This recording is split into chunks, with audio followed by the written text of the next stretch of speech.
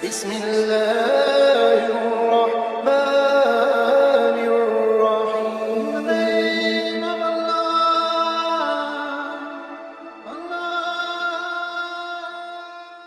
ولتكن منكم أمة يدعون إلى الخير ويأمرون بالمعروف وينهون عن المنكر وأولئك هم المفلحون. السلام عليكم ورحمة الله وبركاته. إن الحمد لله نحمده ونستعينه ونستغفره ونتوب إليه ونعوذ بالله من شرور أنفسنا ومن سيئات أعمالنا. من يهده الله فلا مضل له ومن يضلل فلا هادي له. وأشهد أن لا إله إلا الله وحده لا شريك له. وأشهد أن محمدا عبده ورسوله لا نبي بعده. يا أيها الذين آمنوا اتقوا الله حق تقاته ولا تموتن إلا وأنتم مسلمون. فإن أصدق الحديث كتاب الله وخير الهدى هدى محمد صلى الله عليه وسلم. وشر الأمور محدثاتها وكل محدثة بدعة وكل بدعة ضلالة وكل ضلالة في النار. معاشر المسلمين، أوصي نفسي وإياكم بتقوى الله فقد فاز المتقون. Sungguhnya di antara ibadah yang mudah, pahalanya sangat besar, namun sering dilalaikan oleh sebagian kita adalah membasahi lisan untuk berzikir kepada Allah Subhanahu wa taala. Nabi sallallahu alaihi wasallam telah mewasiatkan kepada salah seorang sahabat, la yazalu lisanuka ratban min dzikrillah. Hendaknya lisanmu selalu basah karena berzikir kepada Allah Subhanahu wa taala. Terlalu banyak dalil-dalil yang menunjukkan bahwasanya berzikir adalah ibadah yang sangat agung dan sangat mudah dikerjakan, mendapatkan pahala yang besar dan kapanpun bisa dikerjakan oleh seorang hamba. Dan di antara sekian banyak zikir yang agung adalah istighfar. Beristighfar kepada Allah Subhanahu wa taala. Zikir dengan istighfar mendapat perhatian khusus dalam syariat. Karenanya Nabi sallallahu alaihi wasallam bersabda, "Tuba liman wajada fi sahifatihi istighfaran katsira." Sungguh beruntung seorang yang di hari kiamat kelak mendapati catatan amalnya banyak istighfar. Dia sungguh beruntung, kata Nabi sallallahu alaihi wasallam. Oleh karenanya Nabi sendiri sering beristighfar. Kata Rasulullah sallallahu alaihi wasallam, "Innahu la yughanu ala qalbi wa inni la astaghfirullah fil yaumi mi'ata marrah." Sungguhnya hatiku seakan-akan tertutup, ada sesuatu yang menutupi hati Nabi sallallahu alaihi wasallam, yaitu ada sesuatu yang membuat hati Nabi tidak enak. Maka Nabi sallallahu alaihi wasallam mengatakan, "Maka aku beristighfar kepada Allah setiap hari 100 kali."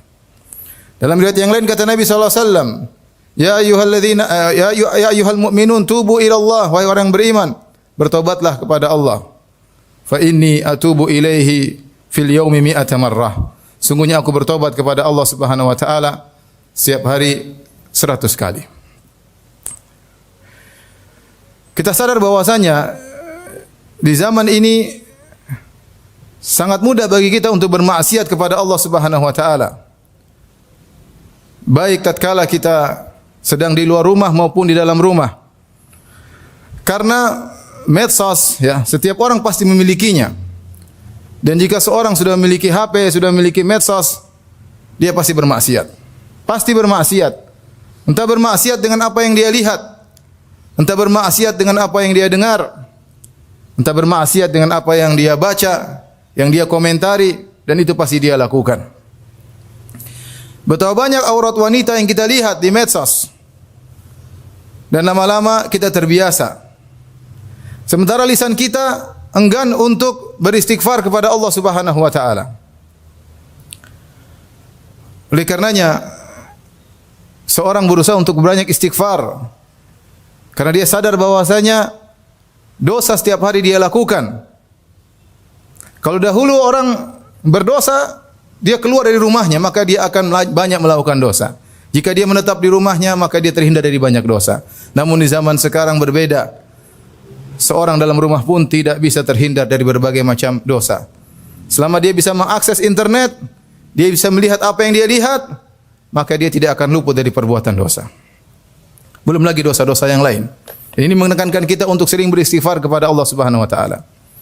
Di antara hal yang menekankan kita untuk banyak istighfar kepada Allah Subhanahu wa taala, tidak mampunya kita untuk bersyukur kepada Allah Subhanahu wa taala atas banyak kenikmatan yang Allah berikan kepada kita.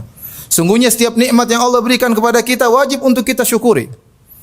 Karenanya para ulama menyebutkan di antara hikmah ketika seorang keluar dari jamban atau dari toilet kemudian dia berkata ghufranaka, ya Allah ampunanmu.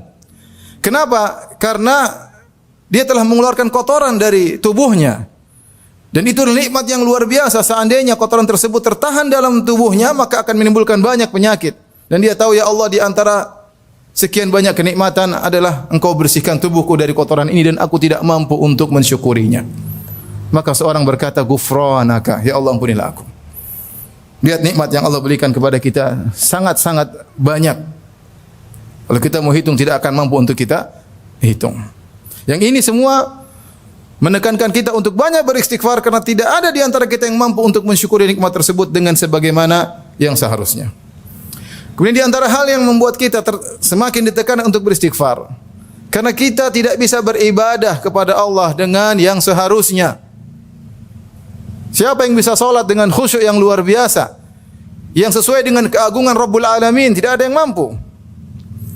Karenanya orang-orang salihin mereka mencontohkan kepada kita di penghujung ibadah mereka beristighfar kepada Allah Subhanahu wa taala. Lihatlah kita setiap salat, selesai salat kita beristighfar, astaghfirullah, astaghfirullah, astaghfirullah. Habis salat, bukan habis bermaksiat, tapi habis salat. Kenapa? Ya Rabbku, aku tidak mampu untuk salat sebagaimana yang Engkau kehendaki, ya Allah. Begitu aku bertakbir, pikiranku melayang kemana-mana. Astaghfirullah, astaghfirullah, astaghfirullah. Lihatlah bagaimana orang-orang salihin setelah mereka salat malam.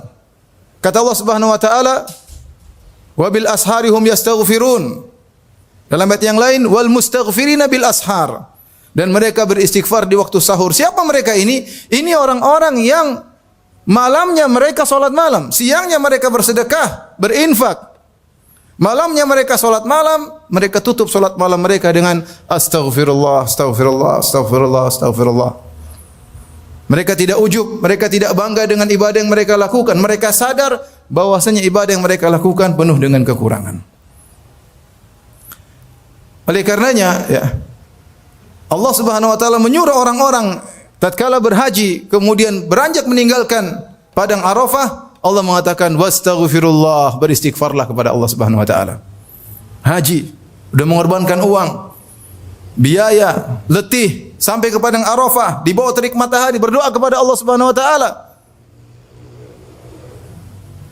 Fa idza afadtum min Arafatin fadhkurullaha indal masy'aril haram. Dan seterusnya kata Allah Subhanahu wa taala wastaghfirullah, beristighfarlah kepada Allah Subhanahu wa taala. Lihatlah Nabi sallallahu alaihi wasallam di penghujung dakwah beliau, setelah beliau berdakwah selama 23 tahun, yang seluruh waktunya beliau perjuangkan untuk Allah. Tidaklah Nabi berdiri, tidaklah Nabi duduk, tidaklah bergerak, tidaklah berkata, tidaklah Nabi melakukan apapun kecuali karena Allah Subhanahu wa taala. Dan lihat bagaimana dakwah Nabi sallallahu alaihi wasallam berhasil. Akan tapi Allah Subhanahu wa taala berfirman, "Idza jaa nasrullahi wal fath wa ra'aitan nasa yadkhuluna fi dinillahi afwaja fasabbih bihamdi rabbika wastaghfirhu innahu kana tawwaba." Jika telah datang pertolongan Allah, kemenangan Allah dari Allah Subhanahu wa taala dan kau melihat orang-orang sudah berbondong-bondong masuk Islam, yaitu dakwah Nabi berhasil. Namun apa kata Allah? Fasabbih bihamdi rabbika wastaghfirhu. Bertasbihlah dan istighfarlah. Setelah turun ayat ini, Nabi SAW setiap rukuk dan sujud yata'awwalul Quran, maka beliau berdoa subhanakallahumma rabbana wa bihamdika Allahumma ghfirli. Beliau beristighfar tatkala rukuk dan beliau istighfar tatkala sujud. Jadi ini yang buat kita harus sering beristighfar kepada Allah Subhanahu wa taala karena kita sering melakukan dosa. Kita tidak pandai bersyukur dan kita tidak bisa beribadah kepada Allah sebagaimana mestinya. Karenanya Syekhul Islam Ibnu Taimiyah rahimahullah menyebutkan, lihatlah ibadah salat. Ibadah salat isinya istighfar. Isinya istighfar. Dari awal sampai akhir isinya istighfar. Bahkan seorang tatkala mengawali salat dengan doa istiftah, di antaranya Allahumma ba'id baini wa baina khataayaya kama ba'ata bainal masyriq wal maghrib. Itu salah satu bentuk dari istighfar kepada Allah. Allahumma naqqini min khataayaya, ya Allah bersihkanlah aku dari dosa-dosaku. Istiftah, istighfar kepada Allah Subhanahu wa taala, ya. Kemudian tadi kita sebutkan tatkala ruku, subhanakallahumma rabbana wa bihamdika Allahumma ghfirli. Ruku istighfar. Tatkala sujud juga kita baca doa tersebut, subhanakallahumma rabbana wa bihamdika Allahumma ghfirli.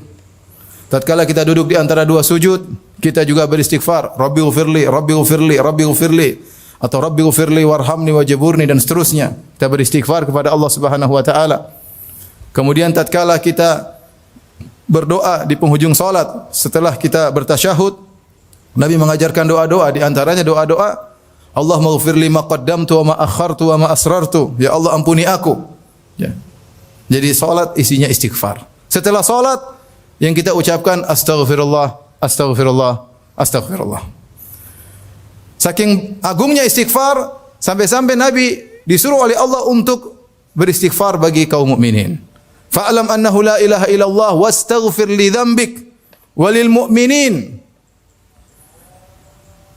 Mohonkanlah ampunan untuk dirimu wahai Muhammad dan juga kepada orang-orang beriman. Saking agungnya istighfar, ketika malaikat berdoa untuk kaum mukminin, apa yang mereka doakan untuk kaum mukminin? Mereka mohon istighfar buat kaum mukminin. Kata Allah Subhanahu wa taala, alladzina yahmiluna al-arsya wa man hawlahu yusabbihuna bihamdi rabbihim wa yu'minuna bihi wa yastaghfiruna lilladzina amanu rabbana wasi'ta kulla syai'in rahmatan wa ilma, dan seterusnya. Kata Allah Subhanahu wa taala, para malaikat yang mereka mengangkat arsy dan yang berada di sekitar arsy, yang mereka beriman kepada Allah, wa yastaghfiruna lilladzina amanu, dan mereka mohon ampunan bagi orang-orang yang beriman. Karenanya jangan segan-segan agar kita membasahi lisan kita untuk istighfar. Apa susahnya kita berjalan sambil astaghfirullah, astaghfirullah, astaghfirullah. Apa usahanya kita naik kendaraan sambil kita mengucapkan astaghfirullah, astaghfirullah, astaghfirullah. Apa usahanya kita nunggu antrian sambil kita mengucapkan astaghfirullah, astaghfirullah, astaghfirullah. Sangat mudah. Daripada kita bengong waktu berjalan, sementara lisan kita tidak basah. Sungguh detik-detik yang kita lewati dengan tidak ada manfaat sama sekali. Oleh karenanya isi waktu kita untuk banyak berzikir, di antaranya beristighfar kepada Allah Subhanahu wa taala. Aqulu qouli hadza astaghfirullah li wa lakum wa li sa'iril muslimin min kulli dhanbin wa khati'ah fastaghfiruhu innahu huwal ghafurur rahim.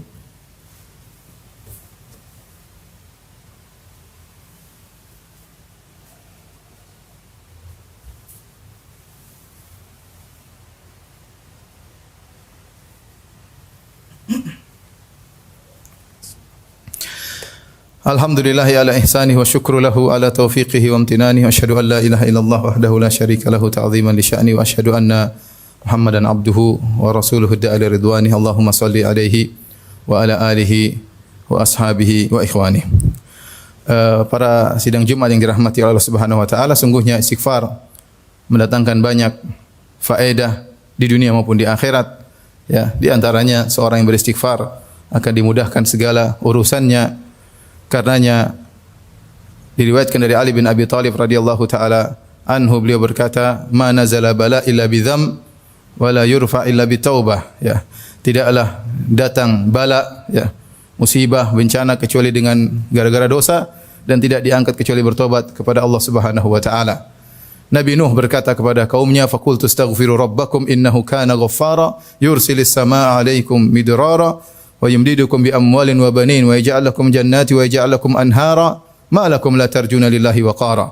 Aku katakan kepada mereka, kata Nabi Nuh kepada kaumnya, beristighfarlah kepada Rabb kalian. Sungguhnya Rabb kalian sangat mengampuni dosa-dosa kalian. Jika kalian beristighfar, yursilis sama alaikum midrara. Niscaya Allah akan menurunkan hujan yang lebat, yang berkah. Ya. Namun tatkala mereka tidak beristighfar, Allah turunkan hujan, tapi hujan azab. Wa yumdidukum bi amwalin wa banin, dan Allah akan memperbanyak harta kalian, anak-anak kalian. Wa yaj'alakum jannatin wa yaj'alakum anhara, Allah akan bukakan bagi kalian kebun-kebun, keberkahan. Allah akan alirkan sungai-sungai. Ya, ini contoh bahwasanya istighfar mendatangkan manfaat, bahkan manfaat duniawi.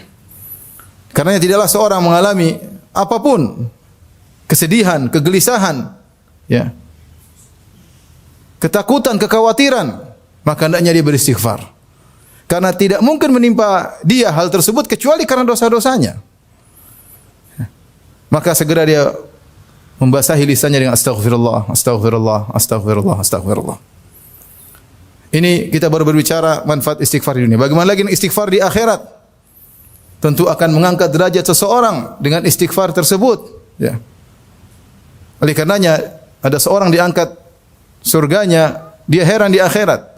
Inna rajula la turfa'u darajatuhu fil jannah. Ada seorang diangkat derajatnya di surga. Dia mengatakan, "Anna li hadza, kok bisa saya derajatnya tinggi?" Maka dikatakan kepadanya, "Bistighfari waladika laka."